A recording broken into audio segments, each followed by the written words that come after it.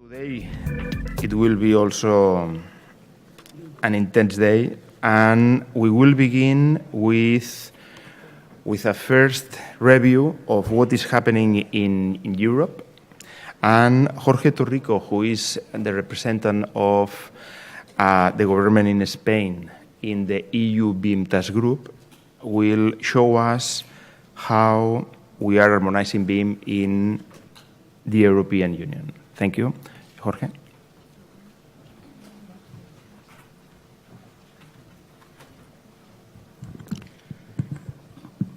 Buen día, buenos días, good morning. Bueno, lo primero pedir disculpas.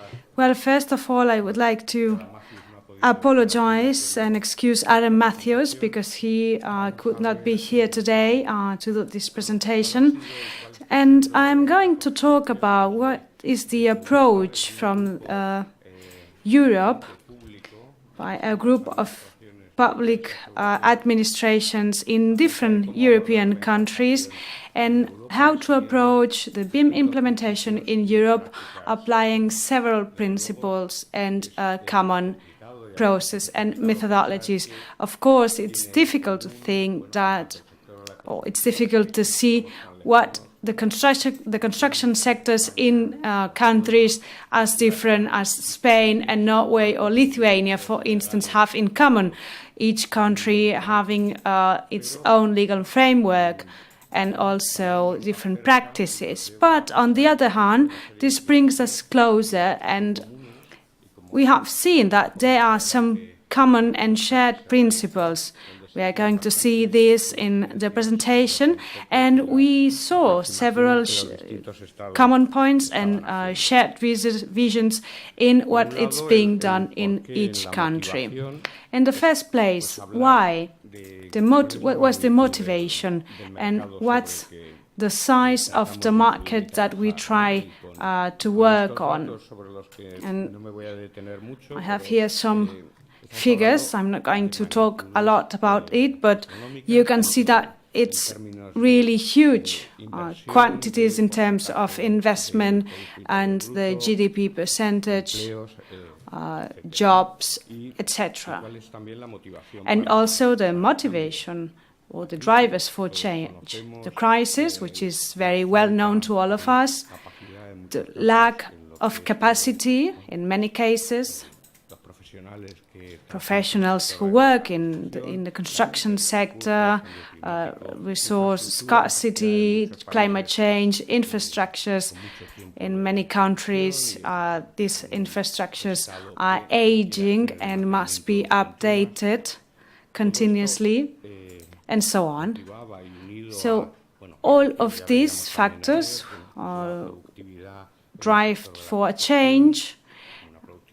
Also, we saw yesterday, we talked about productivity and digitalization, a very low digitalization level compared to other industrial sectors.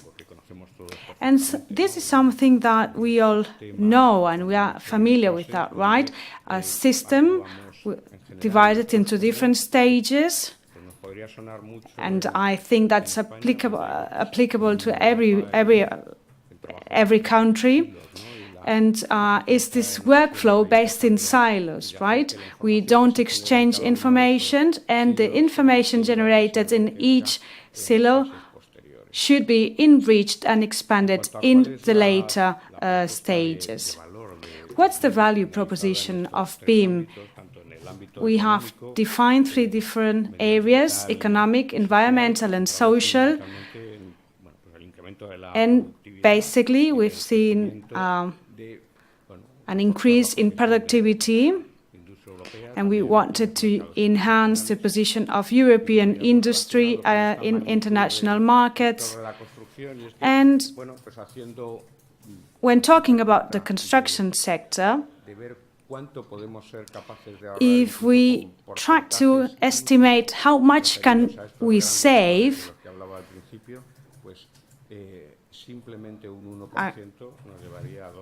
just by saving 1% of the costs would lead to a 12 billion euros saving. So there's plenty of room to act here. So you can translate that to a European level and do the math yourself. Why the public sector? Well, we believe that the public sector should be leading this kind of processes, and we are a non-competitive, transparent and non-discriminating sector in our actions and leading the market through procurement and creating a fertile environment so that BIM can be implemented at a faster pace and more efficiency. We had also the support and the backing of the European directives, especially this one. I'm not going to go through it because I'm sure you already know it. But this directive actually laid out the possibility, the possibility to use BIM or to ask for BIM in public procurement processes. So that would be the context that actually was presented by Adam Matthews last year when the group was at the beginning of its activity. And here on this slide, we see the countries that are member of this group. Spain joined the task group in March, April 2015. After a first meeting with the group, we concluded that the European Commission would back us because all the goals actually can be fit the single market of the EU. And also, since we are at a union, what's the risk of not collaborating among different states?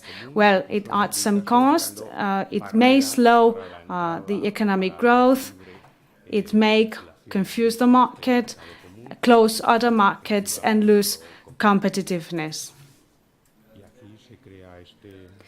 And this slide refers to the creation of this EU BIM task group with a very clear mission, which is to deliver greater value for public money, to increase some values that are at the core of public administrations, to make it more open, fair, competitive, and profitable, and also to stimulate innovation and growth. Currently, and we see in this slide, on the slide at the bottom, which is already a panoramic one, and I'm sure that very soon all the members won't even fit in a single picture. Now some Eastern Europe countries are on board, such as Poland, Hungary and the Czech Republic, and more than 24 countries are part of this task group. So this task force actually is very widely represented, and its members have different implementation stages. Finland or Denmark or the UK have already a very wide and long experience in terms of studies done on BIM and BIM implementation. Two other countries that are actually analyzing how to begin with this process. The starting point of the work of the EU BIM task group was a survey done among the member countries. And at the moment of this survey, which was actually about a year ago, there were already 3 national plans, 11 processes in progress, 6 already implementing. And this means that more and more countries are engaging themselves in this kind of processes, and they are already taken measures, and the group helps them and supports them through guidelines so that all countries apply some common principles, but we also provide them operative support, which is the way to go, what are the next steps to follow, so that we act in a coordinated and harmonized manner. This is a 2-year program. It started in February 2016. It is co-funded, as I said, by the EU Commission, and we share some goals with the Commission, and the task group will conclude its program by the end of this year, with an ultimate goal to create a common framework regarding public procurement. Well, I'm not going to talk much about the why, because it's been already said. Drivers for change, a value proposition of digitalization and BIM, and the value of the development of an aligned BIM within the EU. About the how, I've said that as well. We created this guideline or manual or handbook, strategic handbook, to introduce BIM at an operative level, so that those countries who are joining BIM can find some guidance and support. So that will be basically our how. Regarding the how, there are some questions that we think about and try to answer in this handbook about how to implement BIM as a public client, what's the role of the public sector in the BIM implementation, how, in pilot projects, for instance, the role of the industry and associations and the construction sector overall, international or national standardization bodies, etc. What makes robust and impactful BIM program?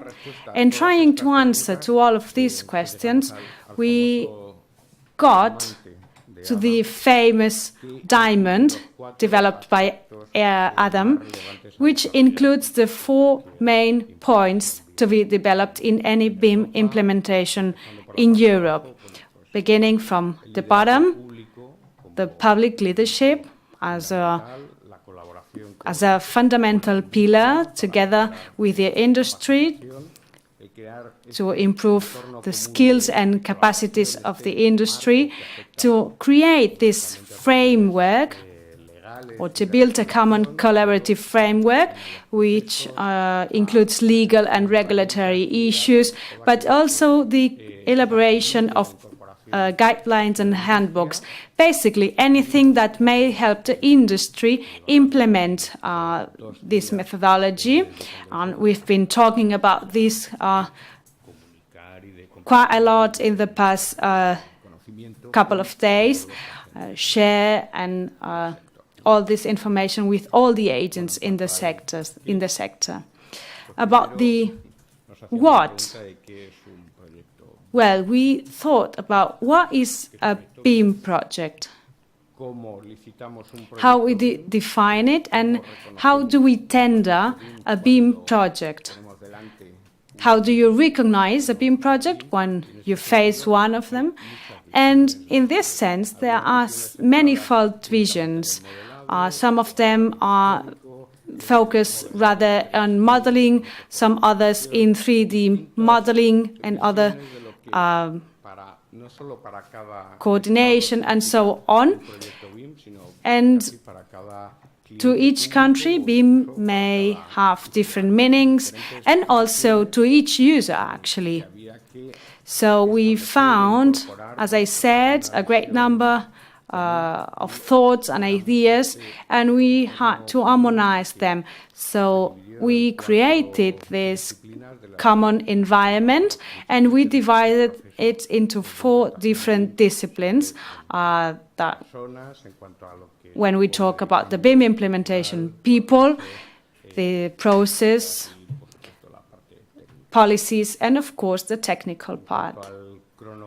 About the timeline, it's established by setting actions on the demand. There were the first actions that were actually adopted in the different EU member states, and we carried out the survey that I mentioned earlier, and that was our starting point of how the different countries that were part of this task group were facing the BIM implementation.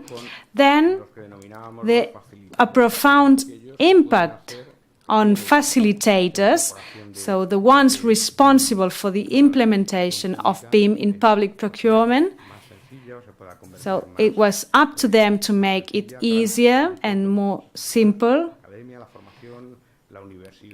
Academia, training, associations of the sector, and everything which is related to standards at a national level, to create standards and common references. And finally, we are on the supply and the industry actors, and also software developers, and so on, with the actions that are listed on the bottom of the slide. We are awaiting now the final publication of this handbook. It will be accompanied by a presentation. It's going to happen around September, October 2017, and that will be the first phase of these works. Finally, I would like to highlight the role of innovation in Europe. What do we have to pursue in order to have a unique digital market? So that will be a concept or a goal by itself. And I believe that innovation is at the disposal of this goal. That will be it, and thank you very much for your attention.